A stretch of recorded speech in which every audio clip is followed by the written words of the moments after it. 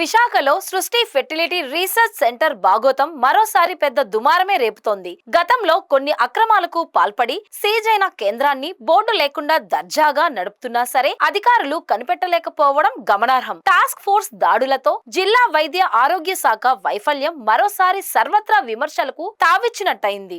ఏపీలో అన్ని కేంద్రాల్లో తనిఖీలు చేయాలని తాజాగా రాష్ట్ర వైద్య ఆరోగ్య శాఖ మంత్రి ఆదేశించడం చర్చనీయాంశం అయింది.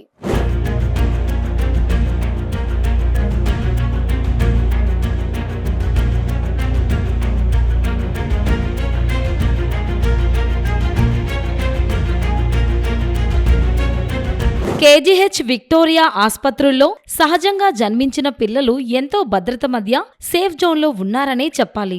పిల్లలు లేని దంపతులను లక్ష్యంగా చేసుకుని సరోగసి, ఇన్విట్రో ఫెర్టిలైజేషన్ కేంద్రాలు భారీగా అక్రమ వసూళ్లకు పాల్పడుతున్నాయి. మాతృత్వపు ఆనందాన్ని అందించే నెపంతో కొన్ని సంస్థలు సొమ్ము చేసుకునే మార్గంగా చూస్తూ మహిళల నుంచి యథేచ్ఛగా డబ్బు దోచుకుంటున్నాయి. గతంలో ఐవీఎఫ్ కేంద్రాలు ఇష్టానుసారం సరోగసిని ఉపయోగించుకుని డబ్బులు దండుకున్నాయని అనేక ఆరోపణలు వెల్లువెత్తాయి. నగరంలోని సృష్టి ఐవీఎఫ్ సెంటర్ అక్రమాలు మళ్లీ వెలుగులోకి రావడం తెలిసిందే. సరోగసి ఐవీఎఫ్ సేవలను కేంద్ర, రాష్ట్ర ప్రభుత్వాలు కొన్ని మార్గదర్శకాలతో నియంత్రిస్తున్నాయి. జిల్లా వైద్య ఆరోగ్య శాఖ నుంచి అనుమతులు పొందిన తరువాత మాత్రమే ఈ కేంద్రాలను నడపాల్సి ఉంటుంది.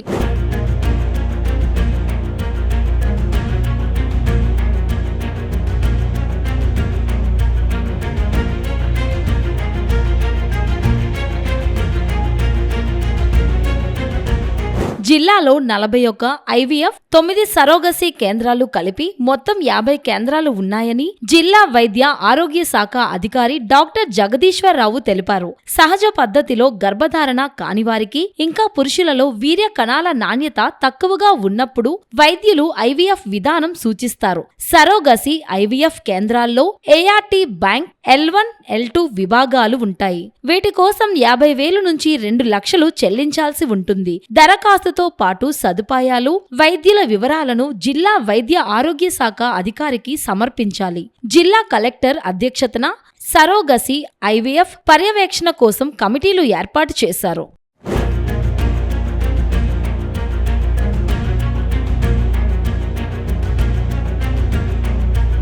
జిల్లా పరిషత్ సమీపంలోని సృష్టి టెస్ట్ ట్యూబ్ సెంటర్ తీరు మొదటి నుంచి వివాదాస్పదమే అనే చెప్పాలి. ఈ కేంద్రం 2018 నుంచి 2023 వరకు డిఎంహెచ్ఓ కార్యాలయంలో నమోదైంది. ఆ తర్వాత ఎలాంటి రిజిస్ట్రేషన్ లేకుండానే అనధికారికంగా నడుస్తోంది. డాక్టర్ నమ్రత ఆధ్వర్యంలో నడుస్తున్న ఈ కేంద్రంపై విశాఖ, విజయవాడ, గుంటూరు, హైదరాబాద్లో కేసులు నమోదయ్యాయి. మేనేజర్ కళ్యాణికి ఇందులో కీలక పాత్ర ఉన్నట్లు గుర్తించిన పోలీసులు ఆమెను అరెస్టు చేశారు. వేరే మహిళకు పుట్టిన బిడ్డను తీసుకువచ్చి సరోగసి ద్వారా పుట్టినట్లు దంపతులను నమ్మించారు. ఢిల్లీకి చెందిన గర్భిణీని విమానంలో విశాఖకు తీసుకొచ్చి డెలివరీ చేయించారని పోలీసులు అనుమానిస్తున్నారు. డాక్టర్ నమ్రత గతంలో కోట్లాది రూపాయల దందా చేసి ఒక బిడ్డను 30 లక్షల రూపాయలకు విక్రయించారని పోలీసులు చెబుతున్నారు.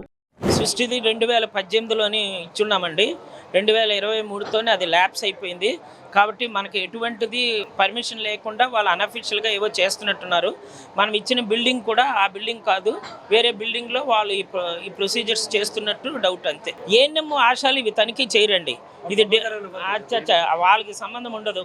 వాళ్ళు ఏంటంటే ఈ డెమో సెక్షన్ వాళ్ళని వెరిఫై చేస్తారు. ఏఎన్ఎంలకి, ఆశాలకి బోల్డ్ పని ఒత్తిడి ఉంటుంది. ఇవన్నీ చూసుకోవడానికి వాళ్ళకి టైం, వాళ్ళకి తెలియదండి. వీళ్ళు అనఫిషియల్గా ఏదో 5th, నా మాట వినండి, 4th, 5th ఫ్లాట్లో వీళ్ళు ఏదో అసాంఘిక కార్యక్రమాలు చేస్తుంటే ఏఎన్ఎం ఏం చేస్తారు, ఆశాలకి ఏం చేస్తారండి? అసలు సృష్టి అనేది అసలు లేదు మా లిస్టులోని. 50 ఉన్నాయి, 50 లైవ్లో ఉన్నారు.